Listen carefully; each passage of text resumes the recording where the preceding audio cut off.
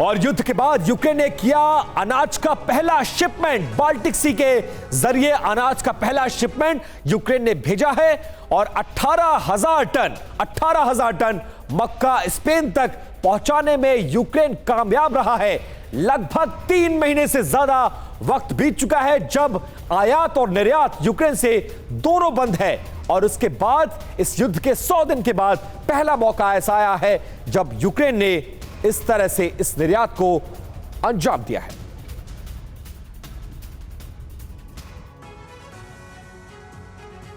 और जो यूक्रेन का नया एक्सपोर्ट कॉरिडोर है वो क्या है, आपको बताते चलते हैं। यूक्रेन ने बाल्टिक सी के जरिए अनाज का पहला यह शिपमेंट किया है।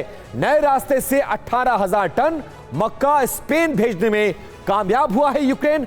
अनाज निर्यात के लिए पोलैंड, रोमानिया से 2 नए चैनल्स खोले गए हैं जिनके जरिए इस अनाज को निर्यात किया गया है, और पहली बार अनाज के लिए इस तरह के रास्ते का इस्तेमाल किया गया है। पिछले 100 दिन से यह रास्ता बंद था और 100 दिन के बाद एक नया गलियारा बनाया गया और उसके जरिए अनाज को बाहर भेजने की कोशिश की गई, और इस कोशिश में यूक्रेन कामयाब भी रहा। ब्लैक सी में यूक्रेनी बंदरगाहों पर रूस ने नाकेबंदी कर रखी है, जिसकी वजह से अनाज का निर्यात और आयात दोनों बंद था।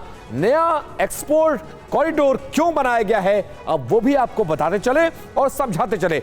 दरअसल रूस ने 24 फरवरी को यूक्रेन पर हमले के बाद से अनाज निर्यात पर रोक लगा दी है। यूक्रेन पर नाकेबंदी से लाखों टन अनाज का निर्यात यूक्रेन में फंसा हुआ है, जिसके बाद पूरी दुनिया में अनाज का संकट भी पैदा हो गया था। यूक्रेनी अनाज का निर्यात ना होने से कई देशों में खाद्य पदार्थों की कीमतें आसमान को छू रही थी, और इसके बाद यह पहला गलियारा बनाया गया बाल्टिक देशों के जरिए, और जिसके बाद यूक्रेन ने अनाज को निर्यात किया गया और 18,000 टन मक्के को स्पेन पहुंचाने में यूक्रेन कामयाब रहा है।